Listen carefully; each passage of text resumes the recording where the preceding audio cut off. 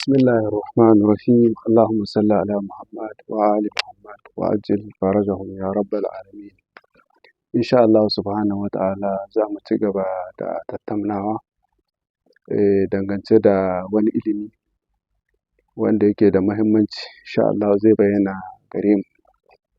Kamun mu shiga wannan ilimi da za mu ci gaba da bayyana ma al'umma musamman 'yan uwanmu masu neman ilimi ire-iren mu insha Allah.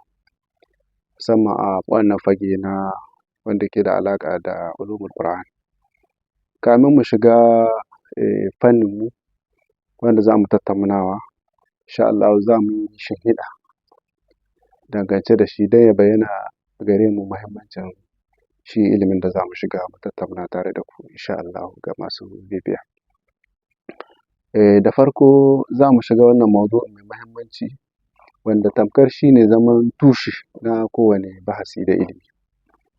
Shi ne abin da ya shahi maudu'in mu shi ne al-manhaj wal manhajiyya. Shi manhaj wal manhajiyya su ne asasi na hanya ta bincike na ilimi. Dole kowane marubuci duk wannan littattafan da kuka ga ana rubutawa a wannan duniya tamu da fannoni daban-daban da takhasusat daban-daban dole ne suna buƙatuwa ga wanga fannin na manhaj wanda shi ne ke ba wannan ilimin ƙima kamar yadda zai bayyana gare mu a cikin wannan taƙaitaccen jawabin namu da za mu ci gaba da yi don saboda ƙaruwar 'yan uwa ɗalibai na addini. Al-manhaj wal manhajiyya abin da za mu tattauna menene manhaj menene manhajiyya. Da farko mu yi shimfiɗa kamar haka min al-umur al-musallama inda ahli al-bahth wa tahqiq اتخاذ مناهج معينة في مستوى سيرهم العلمي والبحث وهذا ما تعارف عليه أهل الفن والاختصاص.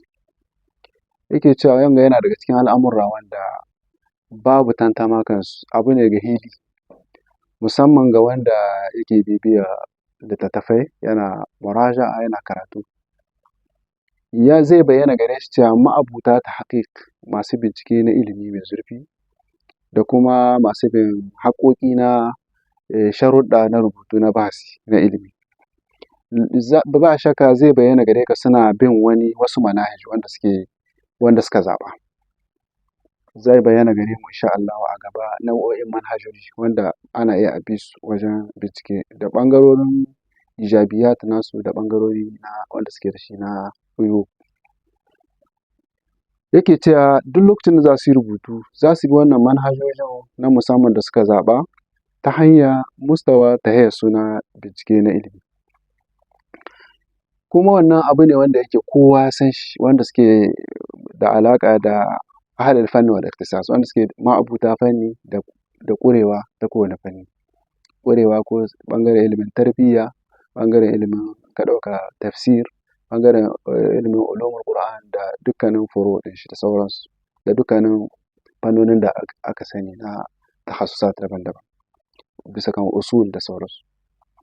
Duk za ka ga suna da manhaj wanda suke itimadi kan shi wajen rubuta littattafansu da buhus ɗinsu.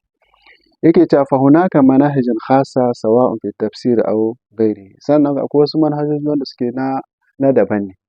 Suna da alaƙa da manhaj wanda yake da suke da alaƙa da kamar tafsiri ko kuma wasu fannoni daban ko fannin tarbiyya da sauransu. Wannan su ne ake manahijul khassa. In ka shiga fannin za ka ga sun keɓanta da shi. Kuma akwai manahij wanda suke amma wanda suke mushtaraka tsakanin su wannan manahij ɗin ta fuskar marubuta. Yake cewa wa aidan hunaka manahijun amma kamar yadda muka ambata akwai manhajoji wanda suke na gama gari wanda suna shafa kowa. Sai yake cewa wa minha manahijul aqliyya sannan akwai wasu manahij wanda suke sun dogara da manahij aqliyya bisa kan al-aql suka dogara.